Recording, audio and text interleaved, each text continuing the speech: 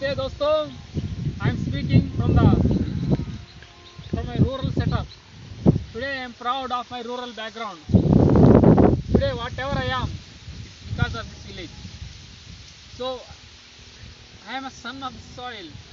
I am a son of a farmer, but a son of the so యావత్ తెలుగు ప్రజలారా, ఈరోజు మనము ఈ పుణ్యభూమిలో నుండి ఒక సందేశాన్ని మీ అందరికీ ఇవ్వబోతున్నా.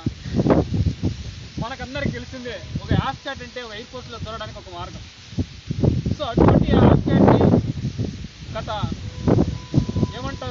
ఆగస్టులో జరిగినటువంటి ఎగ్జామ్ని ధూమ్ ధామ్గా క్లియర్ చేయడం, తర్వాత ఇప్పుడు జరిగినటువంటి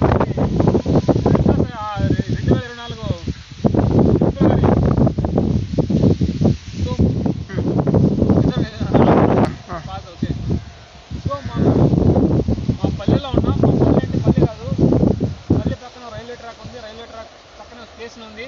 అంటే పల్లె అయినప్పటికీ మనం చూడొచ్చు రైలు. సో రైలులాగా మన జీవితంలో కూడా కొంచెం ముందుకు వెళ్ళాలంటే మనం కష్టపడాలి. మనం పల్లె నుంచి వచ్చామే అనే ఒక బాధను వదిలేసి మనం ఆకాశంలో ఒక నింగిలా ఒక విమానంలా తోలే స్థాయికి మనం ఎదగాలంటే ఒక యాప్చాట్ ఒక మార్గం, air force common admission test. So దాన్ని నా యొక్క మార్క్ షీట్ని మీ అందరికీ పంచుకోవడానికి కోసం కమ్యూనిటీ ట్యాబ్లో ఇంక్లూడ్ చేస్తాను. So air force common admission test ఎవరు రాయొచ్చు, ముఖ్యంగా మీ అందరికి సందేహాలు ఉండొచ్చు. అది ఏ డిగ్రీ వాళ్ళని రాయొచ్చు, టు బి సిన్సియర్. కానీ ఫ్లయింగ్ బ్రాంచ్ అంటే విమానంలోనే బ్రాంచ్కి అయితే ఖచ్చితంగా మీరు ఇంటర్లో మ్యాథ్స్ ఫిజిక్స్ చదివిండాలన్నమాట. సో ఎయిర్ ఫోర్స్లో ఫైటర్ అంటే ఫైటర్, ట్రాన్స్పోర్ట్, హెలికాప్టర్ రకరకాలు ఉంటాయి. డీటెయిల్ మన తర్వాత మాట్లాడుకుందాం. సో మా అడ్మినిస్ట్రేషన్ అంటే ఆర్ట్స్ స్టూడెంట్స్ అన్నమాట, కామర్స్ చదివినాం. కానీ ఎయిర్ ఫోర్స్ మీద ప్రేమ ఉంది, తిరిగి వెళ్ళాలి, సేవ చేయాలి దేశానికి అనే ఒక బాధ, తపన ఎక్కడనో పిలుస్తున్న పిలుపు. సో ఎన్సీసీలో ఎప్పుడో చేరాం, air force air Indian NCC. ఎందుకోసం? ఏదో ఒకనాడు దేశానికి మన వంతు కృషి చేయాలని. సో నేనైతే స్వతహాగా కామర్స్ స్టూడెంట్ ఇంటర్లో, ఆ తర్వాత డిగ్రీలో పొలిటికల్ సైన్స్ స్టూడెంట్. సో మనం ఏ బ్రాంచ్ నేను అప్లై చేశానంటే ఎడ్యుకేషన్ బ్రాంచ్కి అప్లై చేశాను, అడ్మినిస్ట్రేషన్ బ్రాంచ్కి అప్లై చేశాను, accounts branch, logistics branch. So మనకి నేడు education only PG, education branch apply చేయాలంటే ఖచ్చితంగా మనం పీజీ చేసి ఉండాలన్నమాట, కొన్ని సబ్జెక్ట్స్ పోస్ట్ గ్రాడ్యుయేషన్.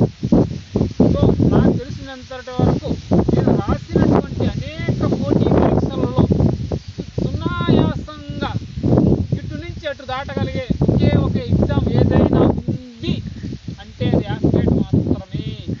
దానికి పెద్ద అవసరం లేదు, పెద్ద ఏదో మన మీద భారం ఉన్నట్టు భావించడం అవసరం లేదు.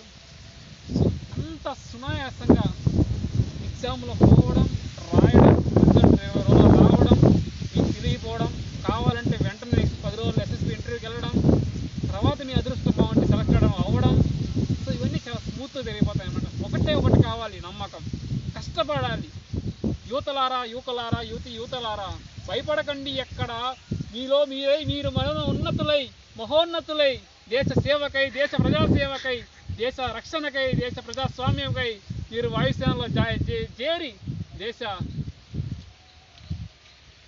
నింగి నేల భద్రతకు భరోసా కల్పిస్తారని ఆశిస్తూ జై హింద్.